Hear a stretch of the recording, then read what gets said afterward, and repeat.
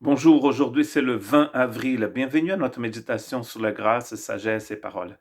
Je voudrais continuer sur la lancée, ce que j'ai commencé hier en méditant dans le chapitre 8 du livre de Proverbes.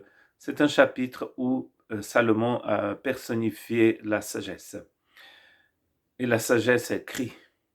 Écoutons la parole du Seigneur. Proverbe 8, 4 à 11. Homme, c'est vous que j'appelle, et ma voix s'adresse aux êtres humains.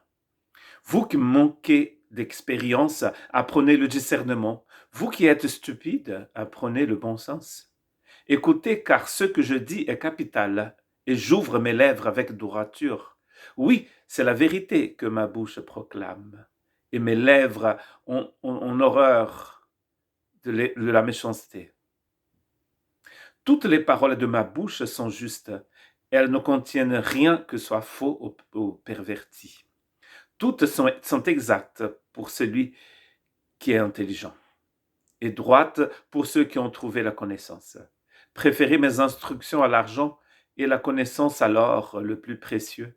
En effet, la sagesse vaut mieux que de perles, elle a plus de valeur que tout ce qu'on pourrait désirer. C'est à vous que j'appelle.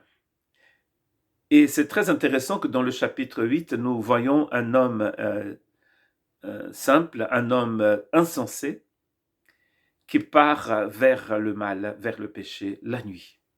Ici, la journée crie au haut des collines, au bord des chemins, et là, elle crie en plein jour, aussi au simple. Donc cela veut dire que l'homme du chapitre 7 peut trouver la sagesse s'il écoute la parole de Dieu, s'il écoute ce qui sort de la bouche du Seigneur. Quand Jésus était sur cette planète et parlait, il avait deux types de réactions. Ceux qui le haïssaient pour cela et qui partaient, et ceux qui restaient à ses pieds et qui recevaient la vie éternelle. Dans Jean 6, par exemple, après la multiplication des pains et des poissons, Jésus, le lendemain, il est à Capharnaüm et il proclame la parole du Christ, la parole de Dieu. Et les gens vont lui demander, que devons-nous faire pour accomplir les paroles, la volonté du Seigneur? Et Jésus dit, mais il faut croire à celui qui l'a envoyé. Et là, il va commencer un long discours où il va dire que lui-même, il est le pain de vie et que c'est lui qu'il faut manger. Et à la fin, vers le milieu du discours, avant la fin du discours, beaucoup de monde, carrément toutes les autres personnes qui n'étaient pas les disciples proches de Jésus vont partir. Et ils vont dire, ce discours est trop dur. Pourquoi est-ce que nous pensons que parfois le discours est très dur? Il y a des gens qui disent, oh, la Bible est très complexe, on ne peut pas la comprendre. Il y a un certain Américain qui a dit, les parties de la Bible qui me gênent le plus, ce ne sont pas celles que je comprends, c'est celles que je ne comprends pas. Ce n'est pas celles que je ne comprends pas, ce sont celles que je comprends. Très bien. Les gens ont bien compris ce que Jésus voulait dire. Comme dans Jean 8, Jean 10, les gens ont bien compris que Jésus parlait de lui comme étant divin. Ils ont bien compris ça. Ils ont tellement compris ça qu'ils ont pris des cailloux pour le lapider.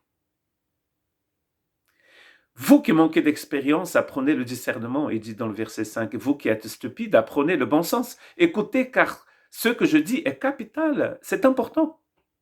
C'est vraiment très important. Il faut prêter oreille à ce qu'il dit là.